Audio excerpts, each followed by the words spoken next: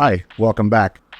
What's in this tote? It's always interesting when you see a prepping channel with a tote. We'll get to that in a sec. Our other videos were on just recently. We were processing an elk. So yes, this has something to do with that. It's actually our meat grinder tote. It's very heavy, so I'm going to move it to the ground after we go through this. We measured the box. When we first got it, we would put everything back in the box and put it away. A few uses of that, it fell apart. So we measured the box that the meat grinder came in. And then when we redid our food storage room, we made sure we set the height of the shelves tall enough that we could slide this on the bottom shelf. Because before we were just sliding it in the food storage room and it was kind of in the way. And this particular one's pretty heavy. We also got one a little bigger so we could put some accessories in it so everything was in the same spot. So I'm going to move this down to the ground and I'm going to show you how we set this up and we're going to grind the rest of that elk. All right, so open it up. We have a few things in here that are not the meat grinder, but are related to the meat processing. This is some sausage stuff, some more stuff for the meat grinder. These are our jerky guns. This is our jerky slicer. This is the big old beast, is the one that we're gonna use and set up right now. Grab everything for that.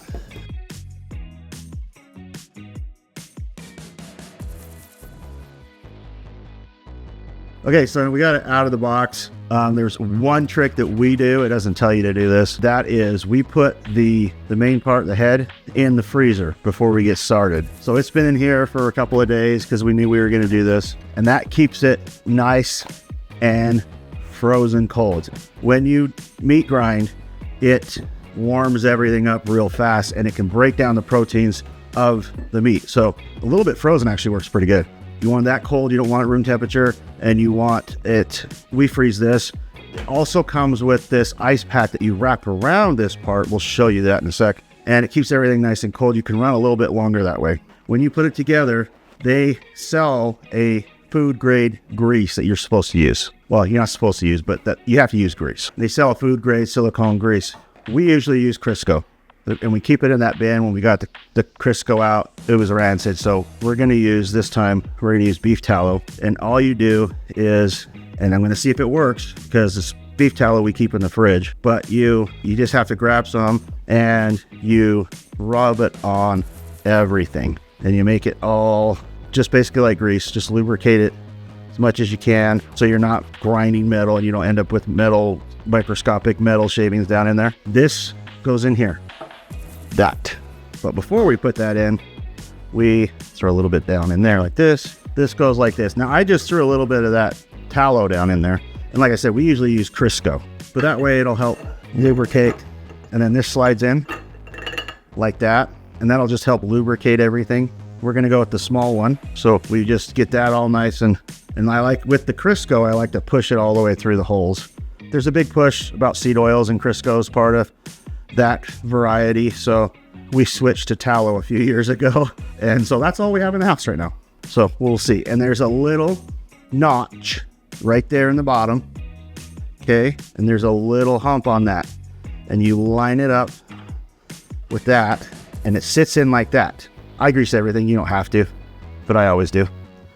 And then you screw this on like this. Okay. Yep. Greasy hands like this, it makes it a little hard to do. And it's just hand tight. Okay. And that's not all the way in. There's something we're missing. I forgot one important part. Before this goes on, the blade has to go in like that. And it sets in the square. It's a square hookup. Line up that notch. And it is a learning curve trying to use these a little bit. And every year, if you only use it once a year, it takes a minute to set up.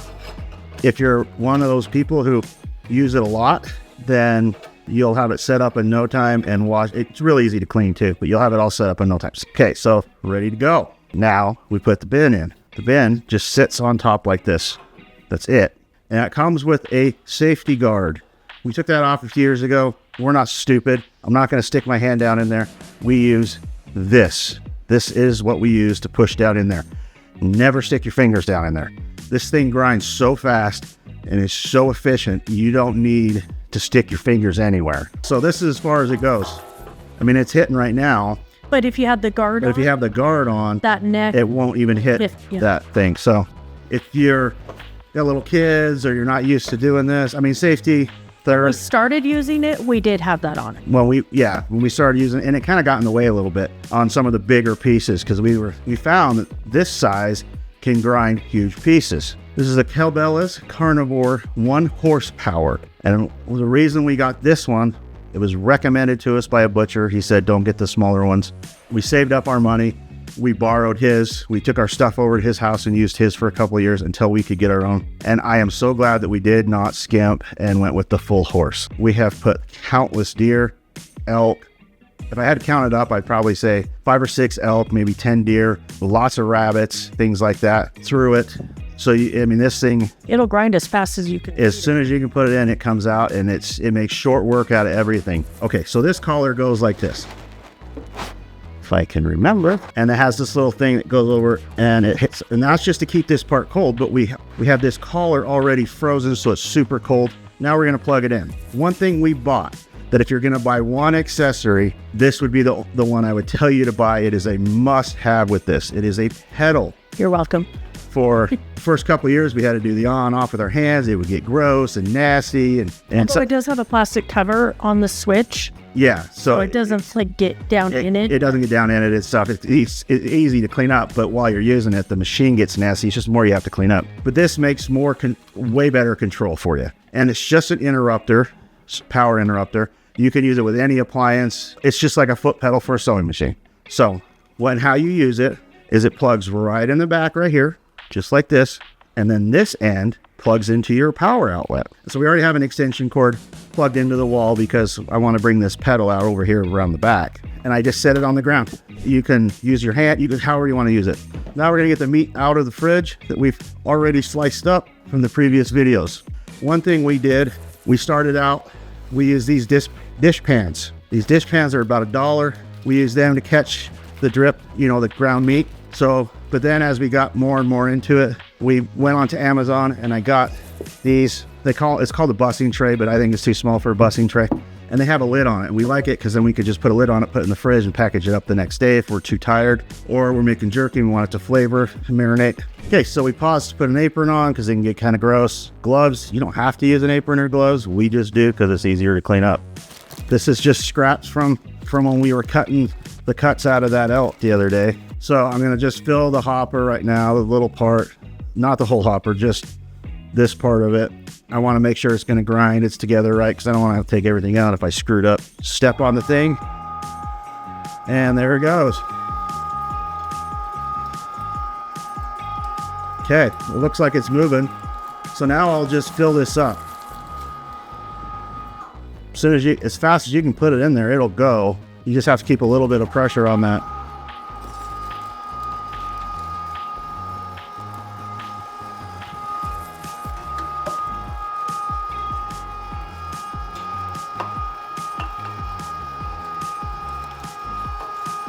So when it gets not a lot of gravity going on it will.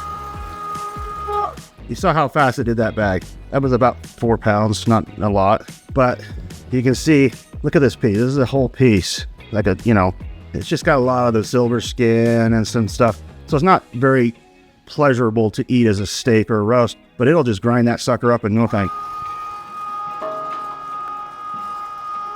But it's already done. So you can see how fast that it does this, even with the super tendons, like a lot of tendons and silver skin and stuff. Normally I just leave it running, but I don't want to talk while it's running. So we just filled the hopper. You can fill it as much as you want. It'll hold probably about 5 or 6 pounds at a time. And if you do get a jam, there is a reverse. Yeah, and hopefully we do get a jam so I can show you how to unclog it a little bit safely. Usually just reversing it is enough. Yeah, so that's a whole bag. That's probably 5 or 6 pounds right there. And you can see the hopper's not even completely full. We'll push it over like that. Now I'm going to start, and I'm just going to push it as I go.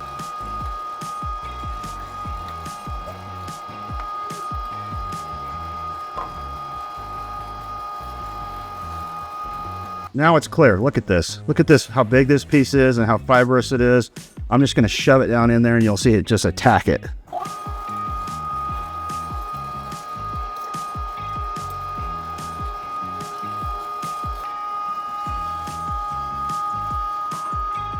Okay, Now we're on to the next. Even though this is an elk, it was a small animal, more like the size of a deer. It was a antlerless tag, and it was a yearling, and so it was smaller, but the amount would be, so we used it mostly for steak and roast because it was so tender. The amount of this ground would be what it would be for a deer usually. We're almost done. It'll be just a few more minutes, and then we'll get on to packaging.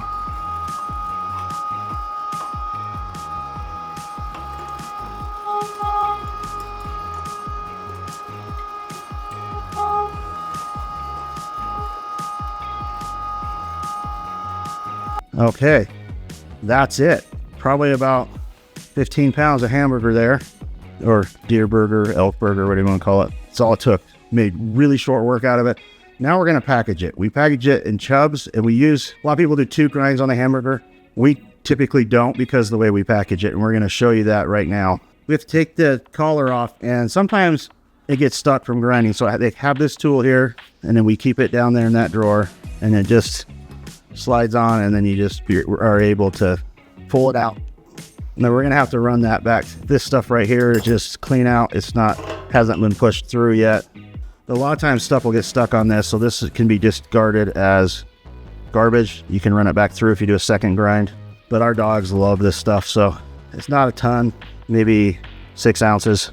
But see, you can see all those little sinews and fibers. See everything that gets wound up in there and stuff that just gets ground up. We got that off. Now we're going to go through the packaging. Okay, so you clean out in there if you want, depending on how meticulous you want to be. There's a little bit that we just cleaned out. It's not brown. And you just put it back together. And then we can run it through with this. This looks like it's pretty good. So it comes with a sausage stuffer. This unit does. And so we use the sausage stuffer, the big one, and it fits in the collar there. So you put the blade in first, like you're doing your grind, and your sausage plate. And you can use it without the sausage stuffer plate. It doesn't seem like it's spaced just right. We use these Chubs here to package our meat. The first time we used it, we would take a spoon and scoop it in there, and it was a real pain in the butt. So we learned this. So we slide this on there like you're doing sausage casings, and then we'll go through. We'll show you real quick. This is where we use the plunger to get it to go through. And now it's starting to come pretty good. And part of the reason why this is usually my job is that I will take it and like fill and then start working it in there. It has marks on it for the amount. The first one's always takes forever to do. This is moving way too slow. Reverse. I think you got a jam. Okay, so we figured it out. The blade was making it so it wouldn't feed right. So we took the blade out and it works. So now we're going to show you how we do it actually. And they'll probably end up cutting that part out anyways. So you just put it back in here in the hopper. In fact, I'm getting it all over the place. And I can't remember if you're supposed to be running the machine before you get the meat down in it, or if it's... Do you remember? Now it's not going to do it. There we go. There you go. So if you're going to do 1 pound, then you just slide it off, twist it, then you'll clamp it however you want. You can tie it. We usually zip tie it or use a hog ring and stick that in the freezer. And you got your 1 pound. These are 2 pound Chubs. I'm going to fill this one up. Then we'll weigh it and see how accurate the marks are.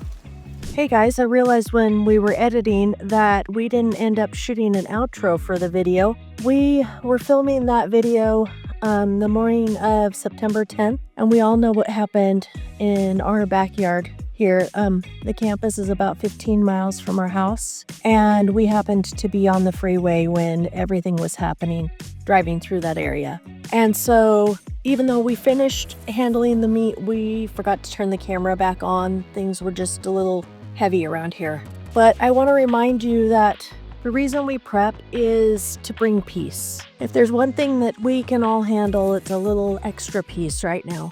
And so I want to remind you that we don't prep with fear. We prep to control the things that we can control and to bring our hearts peace that we can take care of ourselves and those that are around us. Love your neighbor. Hold on to your family tight. Thanks for watching, and we'll see you next time.